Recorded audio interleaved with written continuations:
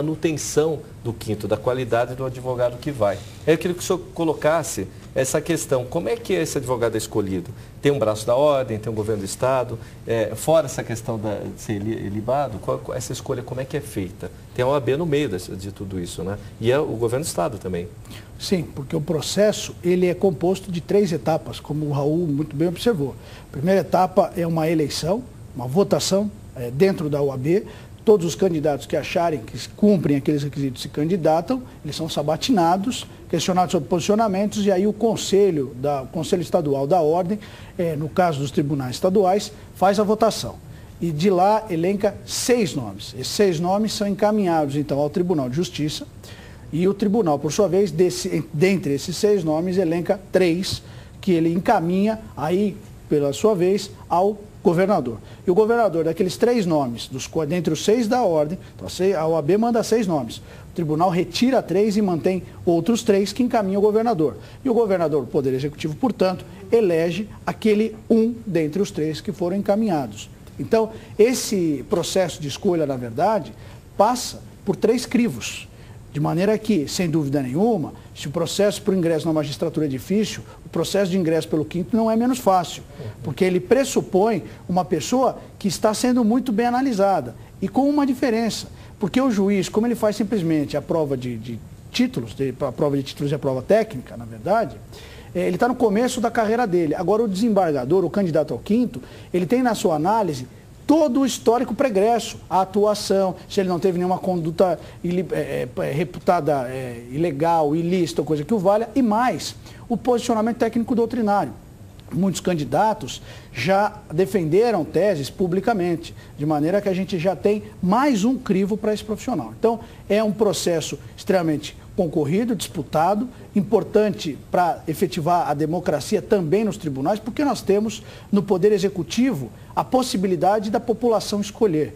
Nós temos no Poder Legislativo essa possibilidade de membros de diversas áreas participarem. E no Poder Judiciário nós temos que ter os vários personagens dessa atividade também influenciando no julgamento. É exatamente esse o princípio democrático que a nossa Constituição 88 trouxe. Quer dizer, nós criamos um enriquecimento das decisões judiciais e não apenas uma tecnicidade. Nós juntamos as duas, trazendo profissionais da área que têm conhecimento técnico, mas ao mesmo tempo a experiência de cada lado do processo, daquele que acusou, daquele que defendeu e daquele que julgou, porque na essência os 3 são personagens essenciais da justiça, não apenas o juiz, o advogado e o promotor. São os pilares, né? Os pilares. E sem dúvida, quando esses 3, no começo da carreira, podem se encontrar no tribunal, porque é muito comum, às vezes, numa comarca do interior, um juiz lá da primeira instância, um advogado que advogava lá naquela comarca do interior e um promotor. Os 3 fizeram justiça naquela comarca durante muito tempo. E com o passar dos anos, com a experiência que eles foram agregando, o juiz seguiu a sua carreira e chegou a magistrado, chegou a desembargador, segunda instância.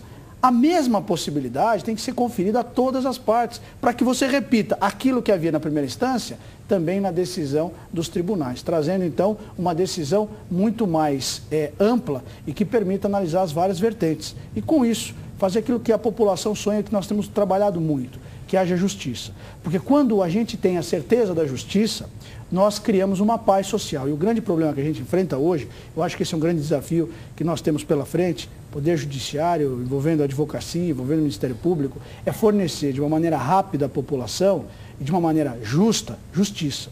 Porque nós estamos convertendo, na verdade, o processo como meio de solução de conflitos, o processo está virando ele mais importante do que o objeto. Então nós criamos, e eu defendo isso no meu livro, o processo é meio, ele não é fim. A população, quando confia, se nós estamos tendo um acesso muito grande ao judiciário, é porque os mecanismos de controle estão falhando. Se o consumidor vai mais ao Poder Judiciário, é porque os órgãos de fiscalização falharam. Então, veja, quando a questão bate no judiciário, é sinal de que todas as outras instâncias da sociedade falharam. Então, quando nós chegamos com uma questão de telefonia, é porque as agências reguladoras não estão dando a devida atenção, de maneira que os problemas estão desaguando no Poder Judiciário.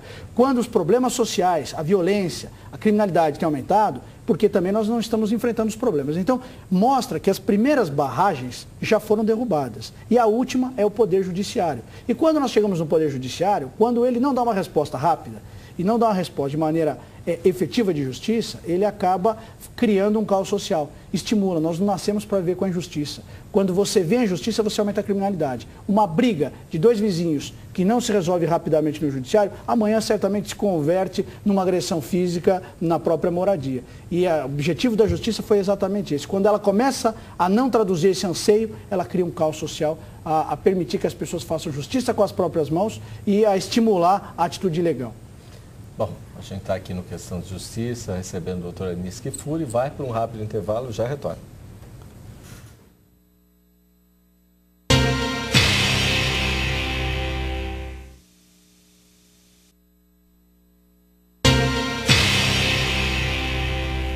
Você está aqui no Questão de Justiça, que pode ter sua participação ali pelo e-mail. Mande um e-mail para a gente, questãodejustiça@rbtv.com.br. A gente faz o programa fruto da sua participação também. Olha, hoje recebendo o advogado, amigo nosso, doutor Anis Kfouri Júnior, que está com o livro Curso de Direito Tributário pela editora Saraiva. Dá para dar um foco aqui, olha lá, Curso de Direito Tributário, editora Saraiva, né? Doutora Anis, vai ficar mais bonita uma moça loira, com aquela unha vermelha apresentando aqui, né? Mas sem dúvida nenhuma, se ele está na sua mão, ele tem muita credibilidade. A credibilidade tem o que está aqui dentro. Olha, eu fico surpreso, eu não queria entrar já na questão tributária, antes de terminar a questão do quinto, mas eu fico impressionado com aquela relação do pãozinho da cerveja que o senhor faz com a parte tributária. Eu fico assim, quase que eu não vou para o supermercado toda semana, só pensando naquilo, né? Que eu vou entrar nisso de novo. Tá bom? Para falar do quinto, posso passar para o doutor Leopoldo falar da questão do Lewandowski? Então, a questão do Lewandowski, né, o presidente do Tribunal Superior Eleitoral, o Ricardo Lewandowski, é fruto do quinto constitucional indicado pela Ordem dos Advogados do Brasil. Né? E a pergunta que nós fazemos é: quais outros magistrados reconhecidos nacionalmente foram indicados e nomeados por meio do quinto? Do ponto de vista histórico. Aliás, o Lewandowski é uma sumidade, né, como presidente, né? Um bom exemplo que o quinto traz um pessoal extremamente bom, né? Você tem, e só para lembrar, quer dizer, a figura do quinto, a própria Corte Superior hoje, né, nosso Supremo Tribunal Federal, conta com um dos ministros indicados pela OAB, como você bem observou, e que tem feito um trabalho realmente muito importante na Corte, demonstrando como é positivo para a sociedade nós termos um mecanismo. Muitas vezes, e quando nós falamos isso, está muito ligado também à questão da prerrogativa, às vezes as pessoas acham que tudo é corporativismo, e precisa deixar isso muito claro ao cidadão. Quando nós defendemos que o advogado tem que estar nos tribunais, não é porque nós estamos sendo corporativos. Quando nós defendemos prerrogativas de advogado, não é porque o advogado é diferente. Recentemente nós vivenciamos que quando o advogado, por exemplo, comete um crime, ele é criminoso, ele não é mais advogado. Mas quando nós defendemos a prerrogativa do advogado, nós queremos atingir quem? A população. Porque quando o advogado não é respeitado na prerrogativa, não é ele que é violado, é o cidadão, que é o cliente dele, que é o senhor e a senhora em casa. Então o advogado, como ele fala por você, nosso telespectador, quando ele não é ouvido, quando ele é desrespeitado, na verdade, ele é apenas um profissional. Quem é desrespeitado é o seu direito. No Poder Judiciário, a mesma coisa. Quando você exclui o advogado dessa representação, você, na verdade, está excluindo a sociedade, porque a sociedade ela se faz representar por seu advogado, constitucionalmente. O cidadão, sempre que ele tem algo a pedir, ele